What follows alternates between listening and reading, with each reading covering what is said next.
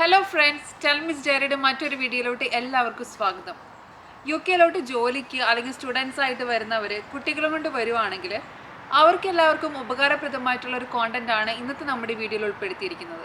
ഞാൻ ഈ വീഡിയോയിൽ കവർ ചെയ്യാൻ പോകുന്ന topics UK child care benefits, paternity maternity leave, ഇവിടുത്തെ നഴ്സറി സ്കൂളിംഗ് സിസ്റ്റം, അതുപോലെ തന്നെ കുട്ടികൾക്ക് ഹോസ്പിറ്റൽ ഫ്രീ ആണോ, ആർക്കൊക്കെ അതിന് അപ്ലൈ ചെയ്യാം, പിന്നെ ചൈൽഡ് കെയർ അബ്യൂസ്, ഇതിനൊക്കെ പറ്റിയുള്ള ഒരു ചെറിയ ഔട്ട്ലുക്ക് ആയിരിക്കാം ഇന്നത്തെ നമ്മുടെ വീഡിയോയിൽ നമ്മൾ ഉൾപ്പെടുത്തിയിരിക്കുന്നത്. ഞാൻ എല്ലാ വീഡിയോയിലും പറയുന്നതുകൊണ്ട് ഒരു ഡിസ്ക്ലൈമർ ആദ്യമേ തന്നെ പറയട്ടെ, ഞാനൊരു ലീഗൽ അഡ്വൈസറൊന്നുമല്ല. ഈ വീഡിയോ നിങ്ങളൊരു റെഫറൻസ് ആയിട്ട് മാത്രം എടുക്കുക. ഞങ്ങൾ ഇവിടെ ഒരു 5-8 വർഷം താമസിച്ച് എൻ്റെ ഒരു എക്സ്പീരിയൻസ് വെച്ചിട്ട് എനിക്കറിയാവുന്ന ഇൻഫോർമേഷൻസും പിന്നെ UK ഗവൺമെൻറ്റിൻ്റെ സൈറ്റിൽ നിന്ന് കളക്ട് ചെയ്തേക്കുന്ന ഇൻഫോർമേഷൻസും ഒക്കെയാണ് ഞാൻ നിങ്ങൾക്ക് ഷെയർ ചെയ്യുന്നത്. ചിലപ്പോൾ അതിൽ ചെറിയ തെറ്റുകളൊക്കെ ഉണ്ടാവാം. അങ്ങനെ എന്തെങ്കിലും കറക്ഷൻസ് ഉണ്ടെങ്കിൽ നിങ്ങളത് കമൻറ്റ് സെക്ഷനിൽ മെൻഷൻ ചെയ്യണം. അതുപോലെ നിങ്ങൾക്ക് എന്തെങ്കിലും ഡൗട്ട്സ് ഉണ്ടെങ്കിലും ചോദിക്കണം. ഞാനിപ്പോൾ വീഡിയോയിൽ പറയുന്ന ഭൂരിഭാഗം കാര്യങ്ങളും നിങ്ങളെപ്പോലുള്ളവർ എനിക്ക് വാട്സപ്പിലും ഇൻസ്റ്റാഗ്രാമിലും ഫേസ്ബുക്കിലൊക്കെ ഇങ്ങനെ മെസ്സേജായിട്ട് ക്വസ്റ്റ്യൻ ആയിട്ട് ചോദിച്ചിരിക്കുന്ന കുറേ കാര്യങ്ങളാണ്. ശരിക്കും പറഞ്ഞാൽ ഇതൊരു Q&A സെഷനാണെന്ന് വേണമെങ്കിൽ പറയാം. കാരണം നിങ്ങളുടെ കുറേ ഡൗട്ട്സുകളാണ് ഞാൻ ഈ വീഡിയോയിൽ കൂടെ പറയുന്നത്. അപ്പോൾ നിങ്ങൾക്ക് ചിലപ്പോൾ കവർ ചെയ്യാത്ത കാര്യങ്ങളുണ്ടാവും, നിങ്ങൾ കമൻറ്റ് സെക്ഷനിൽ മെൻഷൻ ചെയ്യാം കേട്ടോ. അപ്പോൾ നമുക്ക് വീഡിയോയിലോട്ട് പോവാം.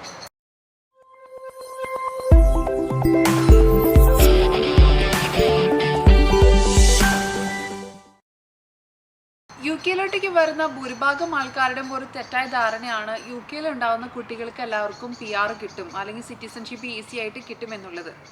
അത് വളരെ തെറ്റായിട്ടുള്ള ധാരണയാണ്. UK ഉണ്ടാകുന്ന ഒരു കുട്ടി UK സിറ്റിസൺ ആയിട്ട് കൺസിഡർ ചെയ്യുന്നത് ഏതെങ്കിലും ഒരു പാരൻറ്റിന് PR അല്ലെങ്കിൽ സിറ്റിസൺഷിപ്പോ ഉണ്ടായിരിക്കണം. അത് അപ്പനായാലോ അമ്മയായാലോ കുഴപ്പമില്ല, ഏതെങ്കിലും ഒരാൾക്ക്, അറ്റ്ലീസ്റ്റ് ഒരാൾക്കെങ്കിലും ഉണ്ടായിരിക്കണം.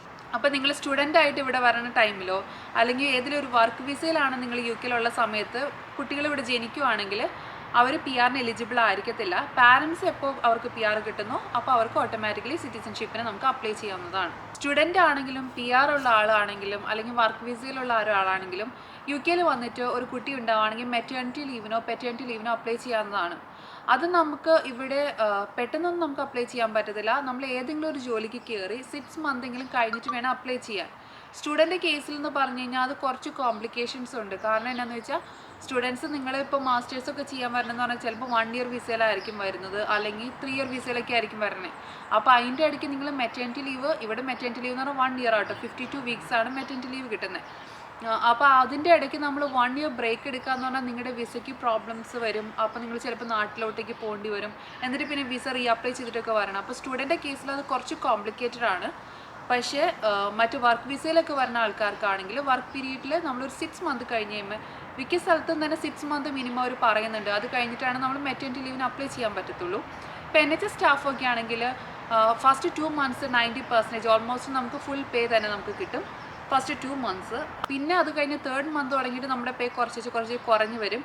ലാസ്റ്റ് 3 മന്ത്സ് നമുക്ക് അൺപെയ്ഡ് ലീവായിട്ടായിരിക്കും കിട്ടുന്നത്. പെറ്റേണിറ്റി ലീവ് എന്ന് പറയുമ്പോൾ ഒട്ടുമിക്ക സ്ഥലത്തും 2 വീക്സ് പെയ്ഡ് ലീവായിരിക്കും കിട്ടുന്നത്.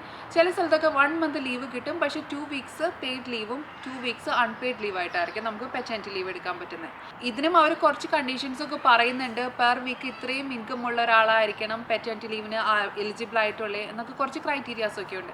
എന്നാൽ നമുക്ക് പെറ്റേണിറ്റിക്കും മെറ്റേണിറ്റിക്കും അപ്ലൈ ചെയ്യാൻ പറ്റുന്നതാണ്. NHS സ്റ്റാഫിന് അല്ലെങ്കിൽ ഹോസ്പിറ്റലിൽ വർക്ക് ചെയ്യുന്ന ആൾക്കാണെങ്കിൽ നമുക്ക് ലാസ്റ്റ് 3 മന്ത്സ്, അതായത് 9 മന്ത്സ് വരെ നമുക്ക് മെറ്റേണിറ്റി പേ കിട്ടും. അതിനകത്ത് ഒരു 6 മന്ത്സോളം നമുക്ക് ഏകദേശം ഫുൾ പേ ആണ് കിട്ടുന്നത്. 2 മന്ത്സ് അവർ ഫുൾ പേ എന്ന് പറഞ്ഞാൽ പോലും 3rd മന്ത് തുടങ്ങി ഹാഫ് പേയും പിന്നെ SMP പേ ഒക്കെ ആഡ് ചെയ്തിട്ട് നമുക്ക് ഓൾമോസ്റ്റ് ഒരു ഫുൾ പേയുടെ അടുത്ത് നമുക്ക് മെറ്റേണിറ്റി പേ കിട്ടുന്നുണ്ട്. പക്ഷേ ലാസ്റ്റ് 3 മന്ത്സ് അൺപെയ്ഡ് ലീവ് ആയിരിക്കും. അപ്പോൾ നമുക്കത് എടുക്കണമെന്ന് കമ്പൽസറി ഇല്ല. ഭൂരിഭാഗം എല്ലാവരും എന്നാ ചെയ്യുന്നത് വെച്ചാൽ ഒരു 8 അല്ലെങ്കിൽ 9 മന്ത്സ് നമ്മൾ മെറ്റേണിറ്റി ലീവ് എടുത്തിട്ട് ഒരു വർഷം നമുക്ക് ഒരു 6 to 7 വീക്സ് ആനുവൽ ലീവ് ഉണ്ട്. അപ്പോൾ ആ ആനുവൽ ലീവും കൂടെ കമ്പൈൻ ചെയ്ത് ഒരു 1 ഇയർ കംപ്ലീറ്റ് ആയിട്ട് അങ്ങനെ എടുക്കുകയാണ് കൂടുതലും നഴ്സുമാരും ഹോസ്പിറ്റലിൽ വർക്ക് ചെയ്യുന്നവരൊക്കെ ചെയ്യുന്നത്. ഇനി UK കുട്ടികളായിട്ട് വരുന്നവർക്ക് നഴ്സറി അല്ലെങ്കിൽ സ്കൂളിംഗ് നമ്മൾ ഫീസ് കൊടുക്കണമെന്ന് ചോദിച്ചാൽ അത് ടോട്ടലി ഫ്രീ ആണ്. സ്കൂളിങ്ങും നഴ്സറിയൊക്കെ ടോട്ടലി ഫ്രീ ആണ്. നഴ്സറിയുടെ ഒരു ഏജ് ലിമിറ്റ് പറയുന്നത് 3 വയസ്സ് തുടങ്ങിയിട്ട് 5 വയസ്സ് വരെയാണ്. അപ്പോൾ നമുക്ക് 3 വയസ്സായി കഴിഞ്ഞാൽ, കുട്ടിക്ക് 3 വയസ്സായി കഴിഞ്ഞാൽ നമുക്ക് നഴ്സറിയിലോട്ട് അപ്ലൈ ചെയ്യാം. ചില നഴ്സറിയിൽ 2 വയസ്സ് തുടങ്ങിയിട്ടും കുട്ടികളെ എടുക്കുന്നവരുണ്ട്. ഇതിൽ സ്കോട്ട്ലൻഡിൽ നഴ്സറിക്ക് first year nursery, second year nursery, അത് കഴിഞ്ഞ് പ്രൈമറി 1 അങ്ങനെയാണ് സ്കോട്ട്ലൻഡിൽ പറയുന്നത്. പക്ഷേ ഇംഗ്ലണ്ട് ഏരിയയിലേക്കൊക്കെ ഫസ്റ്റ് ഇയർ നഴ്സറി കഴിഞ്ഞ് കഴിഞ്ഞാൽ പിന്നെ റിസപ്ഷൻ ലെവലിലോട്ടാണ് പോകുന്നത്. അത് ഫുൾ ടൈം സ്കൂളിംഗ് പോലെയാണെന്നാണ് അവിടുത്തെ ആൾക്കാരോട് ഞാൻ ചോദിച്ച് മനസ്സിലാക്കിയപ്പോൾ പറഞ്ഞത് കേട്ടോ. അത് കഴിഞ്ഞ് പിന്നെ ഇയർ 1 അങ്ങനെ പോകുന്നു. പക്ഷേ സ്കോട്ട്ലൻഡ് എന്ന് പറഞ്ഞു കഴിഞ്ഞാൽ ഫസ്റ്റും സെക്കൻഡ് ഇയറും ഫുള്ള് നഴ്സറി തന്നെ, സ്കൂളായിട്ട് ബന്ധപ്പെട്ട നഴ്സറി ആയിരിക്കും. പക്ഷേ ഭൂരിഭാഗം ഇവിടുത്തെ നഴ്സറീസ് എന്ന് പറഞ്ഞാൽ 3-4 മണിക്കൂറെ കാണത്തുള്ളൂ.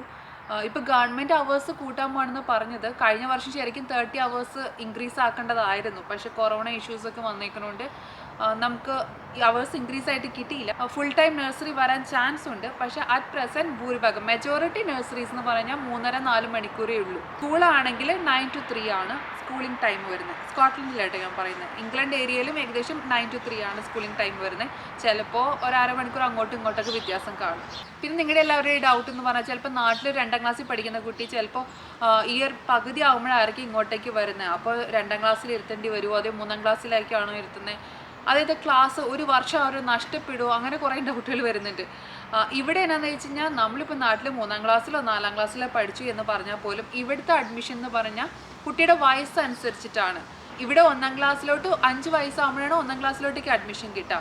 അതായത് ഇവിടുത്തെ ക്രൈറ്റീരിയ എന്ന് വെച്ച് കഴിഞ്ഞാൽ, സെപ്റ്റംബർ ആകുമ്പോഴേക്കും 5 വയസ്സായിട്ടുണ്ടെങ്കിൽ ആ കുട്ടിക്ക് നമുക്ക് ഫസ്റ്റ് സ്റ്റാൻഡേർഡിലോട്ട് അഡ്മിഷന് വേണ്ടി അപ്ലൈ ചെയ്യാൻ പറ്റും. അതായത് ഇപ്പോൾ ഒക്ടോബറിൽ ഉണ്ടാകുന്ന കുട്ടിയാണെങ്കിൽ നമുക്ക് അപ്ലൈ ചെയ്യാൻ പറ്റത്തില്ല. ആ കൊച്ചിന് ഒരു വർഷം കൂടെ വെയിറ്റ് ചെയ്യേണ്ടതായിട്ട് വരും. അപ്പോൾ നിങ്ങൾ അതിനെപ്പറ്റി വറി ചെയ്യേണ്ട. നാട്ടിലിപ്പോൾ ഏത് ക്ലാസ്സിൽ പഠിക്കുന്ന കുട്ടിയാണെങ്കിൽ ഇവിടെ അവരുടെ എൻട്രി ക്രൈറ്റീരിയ വെച്ചിട്ട് നോക്കിയിട്ട്, ഏജൊക്കെ നോക്കിയിട്ട് അവർ തന്നെ പറയും, നിങ്ങളോട് പറയും 1ാം ക്ലാസ്സിലോട്ട് അല്ലെങ്കിൽ 2ാം ക്ലാസ്സിലോട്ടാണ് കുട്ടി പോകേണ്ടതെന്ന് പറയും. പിന്നെ ഇവിടെ അഡ്മിഷൻ നോർമൽ സിറ്റുവേഷനിൽ വലിയ ബുദ്ധിമുട്ടൊന്നും വരത്തില്ല. പിന്നെ ഇപ്പോൾ നിങ്ങളിപ്പോൾ മിഡ് ടേമിലാണ് വന്ന് അഡ്മിഷന് വേണ്ടി അപ്ലൈ ചെയ്യണമെങ്കിൽ പോലും അവിടെ സീറ്റ് ഉണ്ടെങ്കിൽ നിങ്ങൾക്ക് കിട്ടും. അല്ലെങ്കിൽ അവർ പറയും നിങ്ങൾ വെയിറ്റിംഗ് ലിസ്റ്റിലാണെന്ന് പറയും. ചിലപ്പോൾ ആ ഇയർ ചിലപ്പോൾ നിങ്ങൾ വെയിറ്റിംഗ് ലിസ്റ്റിൽ തന്നെ കണ്ടിന്യൂ ചെയ്യേണ്ടി വരും. പിന്നത്തെ ഇയർ നിങ്ങൾക്ക് അപ്ലൈ ചെയ്യാൻ പറ്റത്തുള്ളൂ. സീറ്റിൻ്റെ അവൈലബിലിറ്റി അനുസരിച്ചിട്ടായിരിക്കും. ഇവിടെ ഇപ്പോൾ ഏത് സ്കൂളിൽ അപ്ലൈ ചെയ്യണമെന്ന് ചോദിച്ചാൽ, നിങ്ങളിവിടെ വരുമ്പോൾ നിങ്ങളുടെ വീട് ഇരിക്കുന്നത് ഏത് സോണിലാണോ ആ സോണിൻ്റെ അകത്ത് വരുന്ന സ്കൂളിലേക്കായിരിക്കും നിങ്ങൾക്ക് അപ്ലൈ ചെയ്യേണ്ടത്. നിങ്ങൾക്ക് വേറെയും സ്കൂളിലോട്ട് അപ്ലൈ ചെയ്യാം. ഇപ്പോൾ കാത്തലിക് സ്കൂളൊക്കെ ഉണ്ടെങ്കിൽ നിങ്ങളുടെ സോണിൽ കാത്തലിക് സ്കൂളില്ല, കാത്തലിക് സ്കൂളിൽ തന്നെ വിടണമെന്നുണ്ടെങ്കിൽ അപ്ലൈ ചെയ്യാം. അതിന് പ്രശ്നമൊന്നുമില്ല. നാട്ടിൽ ബാപ്റ്റിസത്തിൻ്റെ സർട്ടിഫിക്കറ്റൊക്കെ കൊടുത്താൽ മതി. അല്ലാത്ത പക്ഷം നിങ്ങൾക്ക് സോണിൽ തന്നെയുള്ള സ്കൂളിലേക്കാണ് നിങ്ങൾക്ക് അപ്ലൈ ചെയ്യാൻ പറ്റുന്നത്. ഔട്ട് ഓഫ് സോൺ സ്കൂളിലേക്ക് നിങ്ങൾക്ക് അപ്ലൈ ചെയ്യാൻ പറ്റും. പക്ഷേ കിട്ടാനുള്ള ചാൻസ് ചിലപ്പോൾ കുറവായിരിക്കും. ആ സോണിൻ്റെ അണ്ടറിൽ വരുന്ന കുട്ടികൾക്കായിരിക്കും അവർ പ്രയോറിറ്റി കൊടുക്കുന്നത്. അപ്പോൾ ആ സോണിലെ കുട്ടികളില്ലെങ്കിൽ ഔട്ട് ഓഫ് സോണിൽ നിന്ന് പിള്ളേരെ അവർ അഡ്മിഷന് വേണ്ടിയിട്ട് എടുക്കും. ഇനിയിപ്പോൾ സ്റ്റുഡൻ്റ് ആയിട്ട് വരണവർക്ക് കുട്ടികളെയും കൊണ്ട് വരാൻ പറ്റുമോ എന്ന് ചോദിച്ചു കഴിഞ്ഞാൽ, കുട്ടികളോട് പറഞ്ഞതിന് യാതൊരു റെസ്ട്രിക്ഷനും ഇല്ല, അതിനൊരു ഇഷ്യൂ ഒന്നുമില്ല. ആകെ ഒരു പ്രോബ്ലം എന്നാന്ന് വെച്ച് കഴിഞ്ഞാൽ, നിങ്ങൾ കുറച്ച് ഡ്യൂട്ടി അഡ്ജസ്റ്റ് ചെയ്യേണ്ടി വരും. ഓഫ് കോഴ്സ് നിങ്ങളിപ്പോൾ ഒരു കുട്ടീനെ കൊണ്ട് വരണമെങ്കിൽ നിങ്ങളുടെ ഹസ്ബൻഡ് അല്ലെങ്കിൽ വൈഫും ഉണ്ടായിരിക്കുമല്ലോ. അപ്പോൾ ഒരാൾ നൈറ്റ് ഷിഫ്റ്റ് ചെയ്യുന്നതായിരിക്കും എപ്പോഴും നല്ലത്. കാരണം ഇപ്പോൾ പഠിക്കുന്ന ഒരാൾക്ക് യൂണിവേഴ്സിറ്റിയിലോട്ടേക്ക് ഡേ ടൈമിൽ പോകേണ്ടി വരും. അപ്പോൾ ഒരാൾ എപ്പോഴും വീട്ടിൽ ചൈൽഡ് കെയറിനുണ്ടാവും. പക്ഷേ നിങ്ങളുടെ കുട്ടി 3 വയസ്സ് കഴിഞ്ഞേക്കാണെങ്കിൽ നമുക്ക് നഴ്സറിയിലോട്ട് വിടാൻ പറ്റും. പക്ഷേ നഴ്സറിയിൽ ഞാൻ പറഞ്ഞില്ലേ 3 മണിക്കൂർ അല്ലെങ്കിൽ 3.5 മണിക്കൂർ നഴ്സറി, ഒട്ടുമിക്ക നഴ്സറീസും ഉള്ളൂ. ചില നഴ്സറിയിൽ 5 മണിക്കൂറൊക്കെ ഉണ്ട്. പക്ഷെ ഒട്ടുമിക്ക നഴ്സറീസ് 3.5 മണിക്കൂറുള്ളൂ. അപ്പോൾ നിങ്ങൾ കുട്ടീനെ ഡ്രോപ്പ് ചെയ്യേണ്ടി വരും, പിക്കപ്പ് ചെയ്യേണ്ടി വരും. അപ്പോൾ അങ്ങനെ ഒരാളെപ്പോഴും വീട്ടിൽ കാണാം. സിംഗിൾ മമ്മ ആയാലും കുട്ടികളെ കൊണ്ടുവരാം, അതിന് ഇഷ്യൂ ഒന്നുമില്ല. പക്ഷേ നിങ്ങൾ ചൈൽഡ് കെയർ എങ്ങനെയാണെന്നുള്ളത് നിങ്ങൾ ഡിസൈഡ് ചെയ്യണം. സിംഗിൾ മംസിനുള്ളൊരു ഓപ്ഷൻ എന്ന് പറഞ്ഞാൽ, ഒന്നെങ്കിൽ ഇവിടുത്തെ പ്രൈവറ്റ് നഴ്സറിയിലോട്ടേക്ക് നമ്മൾ കുട്ടികളെ വിടണം, അല്ലെങ്കിൽ പിന്നെ നാട്ടിൽ നിങ്ങളുടെ പാരൻസിനെ കൊണ്ടുവരേണ്ടി വരും. പാരൻസിനെ കൊണ്ടുവരാന്ന് വെച്ചാൽ നിങ്ങൾക്ക് ഡിപ്പെൻഡൻ്റ് ആയിട്ട് കൊണ്ടുവരാൻ പറ്റത്തില്ല. 6 മന്ത് വിസിറ്റിംഗ് വിസയിൽ വേണം കൊണ്ടുവരാൻ. പക്ഷേ ആ 6 മന്ത് കഴിഞ്ഞ് കഴിയുമ്പോൾ പാരൻസിന് തിരിച്ചു പോകേണ്ടി വരും. അത് കഴിഞ്ഞ് വിസ റിന്യൂ ചെയ്തിട്ട് വീണ്ടും വേറൊരാളെ കൊണ്ടുവരണം. അല്ലെങ്കിൽ ഓരോ പാരൻസിൽ ഒരാൾ ആദ്യം 6 മാസം കൊണ്ടുവരിക, പിന്നെ കഴിഞ്ഞ് അയാൾ തിരിച്ചു പോയി കഴിഞ്ഞിട്ട് പിന്നെ അടുത്ത ആളെ കൊണ്ടുവരാം. അങ്ങനെ എന്തെങ്കിലുമൊക്കെ അഡ്ജസ്റ്റ്മെൻറ്റ് നടത്തേണ്ടതായിട്ട് വരും. ഇവിടെ എങ്ങനെയാണ് വർക്കിംഗ് പാരൻസ് കുട്ടികളെ മാനേജ് ചെയ്യാന്ന് വെച്ച് കഴിഞ്ഞാൽ, ഇപ്പോൾ NHS ഹോസ്പിറ്റൽ ഫീൽഡിൽ വർക്ക് ചെയ്യുന്ന ആൾക്കാർക്കാണെങ്കിൽ ഭൂരിഭാഗം നഴ്സുമാർക്ക് അല്ലെങ്കിൽ ഹോസ്പിറ്റലിൽ വർക്ക് ചെയ്യുന്നവർക്ക് 3 ദിവസം അല്ലെങ്കിൽ 4 ദിവസം ഷിഫ്റ്റ് കാണത്തുള്ളൂ. അപ്പോൾ 2 പേര് ഹോസ്പിറ്റലിൽ വർക്ക് ചെയ്യുന്ന ആൾക്കാരാണെങ്കിൽ ഒരാൾ 3 ദിവസം ചെയ്യും, അത് കഴിഞ്ഞ് അടുത്ത 3 ദിവസം ഒരാൾ ചെയ്യും. അപ്പോൾ ഒരു ദിവസം കോമൺ ഓഫ്, അല്ലെങ്കിൽ ഒരാൾ ഡേ ചെയ്യും, ഒരാൾ നൈറ്റ് ചെയ്യും. ഡേയും നൈറ്റും ചെയ്യുമ്പോൾ ചിലപ്പോൾ 1 മണിക്കൂറൊക്കെ ഓവർലാപ്പ് വരും. ചിലപ്പോൾ ആ 1 മണിക്കൂറത്തേക്ക് നിങ്ങൾക്ക് ഒന്നെങ്കിൽ ഫ്രണ്ട്സിൻ്റെ അടുത്തോ എവിടെയെങ്കിലും കുട്ടികളെ ആക്കേണ്ടതൊക്കെ ആയിട്ട് വരും. അങ്ങനെയാണ് ഭൂരിഭാഗം ഹോസ്പിറ്റലിൽ വർക്ക് ചെയ്യുന്ന ആൾക്കാരൊക്കെ ചെയ്യുന്നത്. പിന്നെ ഒരു ഇഷ്യൂ ആണ്, Monday to Friday office job work ചെയ്യുന്ന ആൾക്കാർക്ക് ചൈൽഡ് കെയർ വലിയൊരു പ്രോബ്ലമാണ്. രണ്ട് വർക്കിംഗ് പാരൻസ് വരാണെങ്കിൽ പ്രൈവറ്റ് നഴ്സറീനെ ഡിപ്പെൻഡ് ചെയ്യേണ്ടി വരും. ഇവിടുത്തെ പ്രൈവറ്റ് നഴ്സറി എന്ന് പറഞ്ഞു കഴിഞ്ഞാൽ കുറച്ച് എക്സ്പെൻസീവാണ്. നമുക്ക് നാട്ടിലെ പോലെ ഇപ്പോൾ ഒരു ആയേനെയോ നാനീനെയോ ഒക്കെ നിർത്താമെന്ന് പറഞ്ഞു കഴിഞ്ഞാൽ അതത്ര പ്രാക്ടിക്കൽ അല്ല. നമുക്ക് അഫോർഡ് ചെയ്യാൻ പറ്റുന്നവർക്ക് പറ്റും, പക്ഷേ എന്നാലും പ്രാക്ടിക്കലി കുറച്ച് പോസിബിൾ അല്ല. പ്രൈവറ്റ് നഴ്സറീസ് നോർമലി ഇവിടുത്തെ റേറ്റ് പറഞ്ഞത് പെർ ഡേ സ്കോട്ട്ലൻഡിൻ്റെ റേറ്റ് ആട്ടോ ഓരോ ഏരിയനെ ഡിപ്പെൻഡ് ചെയ്തിരിക്കും. എന്നാൽ ആവറേജ് ഒരു 45-55 പൗണ്ടിനും ഇടയ്ക്കാണ് പ്രൈവറ്റ് നഴ്സറീസ് റേറ്റ് വരുന്നത്. അപ്പോൾ തന്നെ നിങ്ങളൊന്ന് കാൽക്കുലേറ്റ് ചെയ്ത് നോക്കുക. ഒരു മാസം എന്ന് പറഞ്ഞ് ഒരു 1000 പൗണ്ടിൻ്റെ അടുത്ത് പ്രൈവറ്റ് നഴ്സറീസിന് തന്നെ നിങ്ങൾക്ക് കൊടുക്കേണ്ടതായിട്ട് വരും. പ്രൈവറ്റ് നഴ്സറിയിൽ വിടുന്ന കുട്ടികൾ എന്ന് പറഞ്ഞു കഴിഞ്ഞാൽ 3 വയസ്സിന് താഴെയുള്ള കുട്ടികളെ പറ്റിയാണ് ഞാൻ പറഞ്ഞത്. ഒട്ടുമിക്ക പ്രൈവറ്റ് നഴ്സറികളിലും 6 മാസം തുടങ്ങിയിട്ടാണ് കുട്ടികളെ അവരെ അഡ്മിഷൻ എടുക്കുന്നത്. ഇപ്പോൾ നഴ്സറി ടൈം പ്രൈവറ്റ് നഴ്സറി എന്ന് പറയുമ്പോൾ അതായത് 6 മാസം തുടങ്ങിയിട്ട് 5 വയസ്സ് വരെ നമുക്ക് പ്രൈവറ്റ് നഴ്സറിയിൽ വിടാം. അതിനകത്ത് ഈ 3 വയസ്സ് കഴിഞ്ഞ് കഴിയുമ്പോൾ ഗവൺമെൻറ് അലോക്കേറ്റ് ചെയ്തേക്കണ ഒരു അവേഴ്സ് ഉണ്ടല്ലോ. ഇപ്പോൾ 15 ഇപ്പോഴത്തെ റൂൾ അനുസരിച്ചിട്ടാണെങ്കിൽ 15 മണിക്കൂറാണ് നമുക്ക് തരുന്നത്. ഇനിയിപ്പോൾ ഫ്യൂച്ചറിലോട്ട് 30 മണിക്കൂർ പെർ വീക്ക് നമുക്ക് ഗവൺമെൻറ് തരുമെന്ന് പറയുന്നു. അപ്പോൾ അങ്ങനെയാണെങ്കിൽ അത്രയും അവേഴ്സിൻ്റെ പൈസ നമ്മൾ കൊടുക്കണ്ട 3 വയസ്സ് കഴിഞ്ഞതിന് ശേഷം. 5 വയസ്സ് കഴിഞ്ഞതിന് കുട്ടികളാണെങ്കിൽ സ്കൂളിംഗ് ടൈം കഴിയുമ്പോൾ, അതായത് 3 മണിക്ക് സ്കൂൾ ഫിനിഷ് ആവുമല്ലോ, അപ്പോൾ സ്കൂളിംഗ് കഴിഞ്ഞ് കഴിയുമ്പോൾ നമുക്ക് 1-2 മണിക്കൂറത്തേക്ക് ആഫ്റ്റർ സ്കൂൾ സെക്ഷനുണ്ട്. അപ്പോൾ അങ്ങനെ ആഫ്റ്റർ സ്കൂൾ സെക്ഷനിലേക്ക് വിടാം. എന്നിട്ട് പിന്നെ ഓഫീസ് ടൈം കഴിഞ്ഞ് കഴിയുമ്പോൾ നിങ്ങൾക്ക് പോയി കുട്ടികളെ പിക്ക് ചെയ്യാവുന്നതാണ്. അങ്ങനത്തെ ഓപ്ഷനുണ്ട്. പക്ഷേ നമ്മൾ 1-2 മണിക്കൂറാണ് നമ്മൾ വിടുന്നതെങ്കിൽ ആ മണിക്കൂറിൻ്റെ പൈസ നമ്മൾ സെപ്പറേറ്റ് ആയിട്ട് പേ ചെയ്യും. ഇനി ഹോസ്പിറ്റൽ ട്രീറ്റ്മെൻറ്റിനെ പറ്റി പറയുകയാണെങ്കിൽ UK ആർക്കും ട്രീറ്റ്മെൻറ്റ് ഫ്രീ ആണ്. അതായത് അപ്പോൾ കുട്ടികൾക്കും ടോട്ടലി ഫ്രീ ആണ്. പക്ഷേ ഇംഗ്ലണ്ട് ഏരിയയിൽ വലിയ ആൾക്കാർക്ക് അഡൽട്സിന് നമുക്ക് പ്രിസ്ക്രിപ്ഷന് ഫീസ് കൊടുക്കണം. കുട്ടികൾക്കാണെങ്കിൽ അതും ഫ്രീ ആണ്. പിന്നെ ഡെൻ്റൽ അല്ലെങ്കിൽ ഐ ചെക്കപ്പ് കാര്യങ്ങളൊക്കെ എല്ലാവർക്കും ഫ്രീ ആണ്. അതിപ്പോൾ ഈ സ്റ്റുഡൻസിൻ്റെ കുട്ടികളായാലും വർക്ക് വിസയിൽ ഏത് കുട്ടികൾക്കായാലും ഡെൻ്റലും ഐയും ഫ്രീ ആണ്. അതുപോലെ ട്രീറ്റ്മെൻറ്റും ഫ്രീ ആണ്. ഇനിയൊരു ഇമ്പോർട്ടൻറ്റ് ടോപ്പിക് എന്ന് പറഞ്ഞു കഴിഞ്ഞാൽ നമ്മൾ കുട്ടികൾക്ക് കൊടുക്കുന്ന പണിഷ്മെൻറ്റ്. നാട്ടിലെ പോലെ കുട്ടികളെ നമുക്ക് അത്ര അങ്ങ് അടിക്കാനൊന്നും ഇവിടെ പറ്റത്തില്ല. ഇവിടെ സ്മാക്കിംഗ് എന്ന് പറഞ്ഞു കഴിഞ്ഞാൽ ഇല്ലീഗലാണ്. നമ്മുടെ കുട്ടികളെ സ്കൂളിൽ പോകുമ്പോൾ അവർക്ക് എന്ന് പറഞ്ഞു കഴിഞ്ഞാൽ ഗൈഡൻസ് ടീച്ചർ എന്ന് പറഞ്ഞൊരു ടീച്ചർ ഉണ്ടാവും. അപ്പം വീക്കിലി അല്ലെങ്കിൽ ചില സ്കൂളിൽ വീക്കിലി അല്ലെങ്കിൽ മന്ത്ലി കൗൺസിലിംഗ് പോലെ അവർ ഈ കുട്ടികളെ വിളിച്ചിട്ട് അവരോട് സംസാരിക്കും. നല്ല ഫ്രണ്ട്ലി ആയിട്ടായിരിക്കും സംസാരിക്കുന്നത്. അപ്പോൾ അവർ നമ്മൾ കൂട്ടുകാരോട് വർത്തമാനം പറയണമെന്ന് അവർ എല്ലാ കാര്യങ്ങളും പറയും. അവരുടെ മേത്ത് വല്ല ബ്രൂയിസോ കാര്യങ്ങളോ ഉണ്ടെങ്കിൽ അവർ ചോദിക്കും എന്തെങ്കിലും ഇഷ്യൂ ഉണ്ടോ, പാരൻസ് എന്തെങ്കിലും വഴക്ക് പറഞ്ഞോ, അങ്ങനെ കുറേ കാര്യങ്ങളൊക്കെ അവർ ചോദിച്ച് മനസ്സിലാക്കും. ഈവൻ കുട്ടികളെ നിങ്ങളൊന്നും ചെയ്തിട്ടില്ല, പക്ഷെ നമ്മൾ പാരൻസ് തമ്മിൽ വലിയ ഇഷ്യൂ ഉണ്ടെങ്കിൽ പോലും അവർ അത് കുട്ടികളിൽ നിന്ന് ചോദിച്ച് മനസ്സിലാക്കാൻ നിങ്ങൾ അവർ കോൺടാക്റ്റ് ചെയ്യും. സീരിയസ് കാര്യങ്ങളൊക്കെയാണെങ്കിൽ അവർ ലീഗൽ ആക്ഷൻ എടുക്കും. അല്ലെങ്കിൽ ഒരു മീറ്റിംഗ് സെക്ഷൻ പോലെ വെച്ചിട്ട് നിങ്ങൾ തമ്മിൽ പറഞ്ഞ് സംസാരിച്ചങ്ങ് തീർക്കുന്നതാണ്. പക്ഷേ അടിക്കുക അല്ലെങ്കിൽ സീരിയസ് പണിഷ്മെൻറ്റ് കൊടുക്കുക എന്നൊക്കെ പറയുന്നത് ഭയങ്കര വലിയ ഒഫൻസാണ്. ഇപ്പോൾ കുട്ടികൾ തെറ്റ് ചെയ്താൽ ഓഫ് കോഴ്സ് നമ്മൾ അവരെ പറഞ്ഞ് മനസ്സിലാക്കണമല്ലോ. പക്ഷേ ഇവർ പറഞ്ഞ ജെൻറൽ പാരൻറ്റിംഗ് ആണ് പറയുന്നത്. എല്ലാം നല്ല രീതിയിൽ നമ്മൾ അവരുടെ മൈൻഡ് ഡീവിയേറ്റ് ചെയ്തിട്ട് അവരെ എന്താ പറയുക പാമ്പർ ചെയ്ത് പറഞ്ഞ് മനസ്സിലാക്കി നേർവഴിക്ക് കൊണ്ടുപോകണം എന്നാണ് ഇവരുടെ ഒരു പോളിസി. സ്മാക്കിംഗ് സ്കോട്ട്ലൻഡിൽ ടോട്ടലി ബാൻ ചെയ്തേക്കുന്ന കാര്യമാണ്. ചില കേസസിൽ എന്ന് പറയാൻ നമ്മുടെ കുട്ടികളെ കാര്യം നമ്മളൊക്കെ പറയും നമ്മുടെ കൊച്ചാണെന്നൊക്കെ പറഞ്ഞാൽ പോലും സോഷ്യൽ വർക്കർ വന്ന് നമ്മുടെ കുഞ്ഞിനെ വേറെ സ്ഥലത്തേക്ക് കൊണ്ടുപോകും. നമുക്ക് വിട്ടു തരത്തില്ല. നല്ലൊരു പാരൻ്റ് അല്ല എന്നവർക്ക് തോന്നിക്കഴിഞ്ഞ് കഴിഞ്ഞാൽ ഭയങ്കര അടിച്ചു പഴിപ്പിച്ച് പഠിപ്പിക്കുക എന്നുള്ളൊരു പോളിസി ഇവിടെ നിങ്ങൾ ഒരിക്കലും ഫോളോ ചെയ്യരുത്. ഈ ചൈൽഡ് ബെനിഫിറ്റ്സ് അല്ലെങ്കിൽ ചൈൽഡ് അലവൻസ് ആർക്കൊക്കെ അപ്ലൈ ചെയ്യാന്നുള്ളതിനെ പറ്റി പറയാം. ചൈൽഡ് ബെനിഫിറ്റ് നമ്മൾ നോർമലി അപ്ലൈ ചെയ്യുന്നത് PR ഉള്ളവർക്കാണ് അപ്ലൈ ചെയ്യാൻ പറ്റുന്നത്. നമുക്ക് PR മുന്നേ അപ്ലൈ ചെയ്യണോണ്ട് ഇഷ്യൂ ഒന്നുമില്ല. ഇപ്പോൾ ചൈൽഡ് ബെനിഫിറ്റ് അതായത് ഒരു കുട്ടിക്ക് 80 പൗണ്ടോളമാണ് ഒരു മാസം കിട്ടുന്നത്. പിന്നെ അത് കഴിഞ്ഞ് രണ്ടാമത്തെ കുട്ടി ഉണ്ടെങ്കിൽ 13 പൗണ്ട് ഒരു ആഴ്ച എക്സ്ട്രാ എന്നുള്ള രീതിയിൽ അങ്ങനെ ആ കണക്കിലാണ് നമുക്ക് കിട്ടുക. ഇത് നമുക്ക് അപ്ലൈ ചെയ്യാനുണ്ട് വിഷയമൊന്നുമില്ല. അത് ചൈൽഡ് ബെനിഫിറ്റ് നമുക്ക് കിട്ടുകയും ചെയ്യും. പക്ഷേ നിങ്ങൾ PR അപ്ലൈ ചെയ്യുന്ന സമയത്ത് PR കിട്ടാത്ത ഒരാളാണെങ്കിൽ ചൈൽഡ് ബെനിഫിറ്റ് എടുത്തേക്കണമെങ്കിൽ പബ്ലിക് ഫണ്ട് നമ്മൾ എടുക്കാൻ പാടില്ല നമ്മുടെ വിസയിൽ മെൻഷൻ ചെയ്തിട്ടുണ്ട്. അപ്പോൾ നമ്മൾ പബ്ലിക് ഫണ്ട് യൂസ് ചെയ്തല്ലോ. അപ്പം നിങ്ങൾ PR അപ്ലൈ ചെയ്യുന്ന സമയത്ത് പ്രോബ്ലം വരാൻ ചാൻസ് ഉണ്ട്. സോ ചൈൽഡ് ബെനിഫിറ്റ് എടുക്കാതിരിക്കാൻ നല്ലത്. പിന്നെ അതുപോലെ തന്നെ PR ഉള്ളവർക്ക് മാത്രം അപ്ലൈ ചെയ്യാൻ പറ്റുന്നതാണ് ചൈൽഡ് ടാക്സ് ക്രെഡിറ്റ് അല്ലെങ്കിൽ യൂണിവേഴ്സൽ ക്രെഡിറ്റ് ഒക്കെ.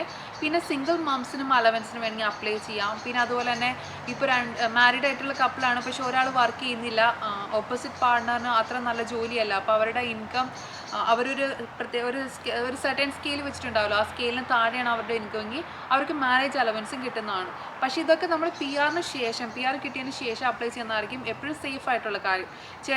ചില ആൾക്കാരെ അവിടെ കണ്ടിട്ടുണ്ട് PR മുന്നേ ഇതൊക്കെ അപ്ലൈ ചെയ്യും, അവർ അലവൻസ് ഒക്കെ എടുക്കും. അത് കഴിഞ്ഞ് PR അപ്ലൈ ചെയ്യുന്നതിന് 3 മാസം മുന്നേ അവരത് സ്റ്റോപ്പ് ചെയ്തിട്ട് അതായത് 3 മാസത്തെ പേ സ്ലിപ്പ് അല്ലെങ്കിൽ ബാങ്ക് സ്റ്റേറ്റ്മെൻറ്റ് മതി എന്നുള്ള രീതിയിൽ അങ്ങനെ 3 മാസം മുന്നേ അവർ സ്റ്റോപ്പ് ചെയ്തിട്ട് അങ്ങനെ PR അപ്ലൈ ചെയ്യണം ചെയ്യണവരുണ്ട്. ചിലപ്പോൾ ചിലർക്ക് ഇഷ്യൂ വരത്തില്ലായിരിക്കാം, പക്ഷേ അത് ഭയങ്കര പിടിച്ചു കഴിഞ്ഞാൽ നമുക്ക് PR കിട്ടത്തില്ല. അതുകൊണ്ട് റിസ്ക് എടുക്കാതിരിക്കുന്നതായിരിക്കും എപ്പോഴും നല്ലത്. അതുപോലെ നിങ്ങൾക്ക് 14 വയസ്സുള്ള ഒരു മകനോ മകളോ ഉണ്ടെങ്കിൽ അവർ വീട്ടിലിരുത്തിയിട്ട് പോകാനായിട്ട് അവർ ഓക്കെ ആണ്, അവർ കേപ്പബിൾ ആണെന്ന് നിങ്ങൾക്ക് തോന്നുവാണെങ്കിൽ അവരെ ഡേ ടൈമിൽ വീട്ടിലിരുത്തിയിട്ട് പോകണതിന് ഇഷ്യൂ ഒന്നുമില്ല. അവർക്കുള്ള സിബ്ലിങ്സ് തീരെ പൊടിക്കുഞ്ഞുങ്ങളല്ല, ഒരു സർട്ടൻ ഏജ് ലിമിറ്റിന് എബോവ് ആണെങ്കിൽ അവരുടെ ഒപ്പം ഇരുത്തിയിട്ട് പോകണതിനും വലിയ ഇഷ്യൂ ഒന്നുമില്ല. പിന്നെ വേറൊരു ഡൗട്ടാണ്, കുട്ടികളുള്ള സ്റ്റുഡൻസ് UK വരുമ്പോൾ കുട്ടികളെയും കൊണ്ട് ആദ്യമേ തന്നെ വരണോ, അതെയോ വന്നിട്ട് ഒരു വർഷം കഴിഞ്ഞിട്ട് അവരെ പോയി കൊണ്ടുവന്നാൽ മതിയോ എന്നുള്ളതൊക്കെ. നമുക്ക് ആദ്യമേ തന്നെ കുട്ടികളെ കൊണ്ട് വരണം നിർബന്ധമൊന്നുമില്ല, അത് ഓപ്ഷണലാണ്. നിങ്ങൾക്ക് വേണമെങ്കിൽ കൊണ്ടുവരാണ്ടിരിക്കാം. പക്ഷേ ഇപ്പോഴത്തെ റൂൾ അനുസരിച്ചിട്ട് നിങ്ങൾക്ക് സ്റ്റേ ബാക്ക് ഓപ്ഷൻ ഉള്ളത് കൊണ്ട് നിങ്ങളുടെ ആ കോഴ്സ് ഇപ്പോൾ മാസ്റ്റേഴ്സ് 1 ഇയർ മാസ്റ്ററൊക്കെ ചെയ്യാൻ പറ്റും. കുട്ടികളുള്ളവർ കൂടുതലും മാസ്റ്റർ കോഴ്സൊക്കെയാണല്ലോ ചെയ്യാൻ വരുന്നത്. അപ്പോൾ നിങ്ങൾ 1 ഇയർ മാസ്റ്റേഴ്സിനൊക്കെയാണ് വരുന്നതെങ്കിൽ 1 ഇയർ കഴിയണതിന് മുന്നേ നിങ്ങൾ കുട്ടീനെ ഇവിടേക്ക് കൊണ്ടുവരണം. കാരണം സ്റ്റേ ബാക്ക് ഓപ്ഷന് വേണ്ടിയിട്ടുള്ള വിസയ്ക്ക് അപ്ലൈ ചെയ്യുമ്പോൾ ഏതൊക്കെ ഡിപ്പെൻഡൻസ് UK അവർക്ക് മാത്രമാണ് നമുക്ക് സ്റ്റേ ബാക്ക് പീരീഡിലേക്ക് വിസ കിട്ടത്തുള്ളൂ. നിങ്ങൾക്കിപ്പോൾ 2 ഇയർ സ്റ്റേ ബാക്ക് കിട്ടി, അതിനുശേഷമാണ് നിങ്ങൾ കുട്ടീനെ കൊണ്ടുവരാൻ വിചാരിക്കണമെങ്കിൽ ആ സമയത്ത് ചിലപ്പോൾ അവർക്ക് വിസ കിട്ടണമെന്നില്ല.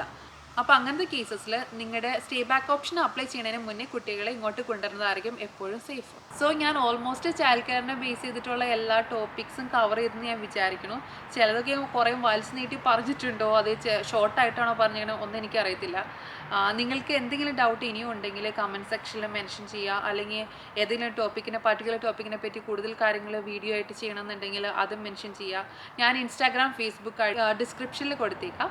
ഡൗട്ട് എന്തെങ്കിലും ഉണ്ടെങ്കിൽ എനിക്ക് മെസ്സേജ് അയയ്ക്കുക. So thank you so much for watching. Thank you. By.